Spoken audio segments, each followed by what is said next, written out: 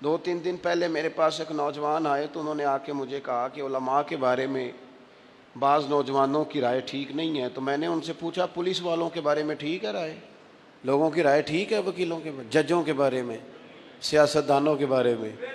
तो मैंने कहा मैं तो नहीं घबराया आपकी इस बात से। आपको किसने कहा है? लोगों की तो राय किसी के बारे में भी ठीक नहीं। लोगों की राय को ठीक नहीं करना, रब रसूल की रजा के मुताबिक जिंदगी को ढालना है। आप ये घबराना छोड़ दें। वो बाज़ लोग घबराते हैं। हमारे एक बुजुर्ग हैं तो वो कहते हैं कि मैंने एक मौलवी साहब को ये कहते हुए सुना, वो कहने लगे मैनू तुसी सिर्फ मौलवी ना समझिया जे, मैं कोई मौलवी नहीं। कहते ने मैं उन्होंने आख्या, मैं कि यार तू मैनू मौलवी समझ लै, मैं तो मौलवी हाँ। ये कुताने वाली बात है, कमज़ोरी वाली बात है। कमज़ोर कर लिया आपने अपने आप।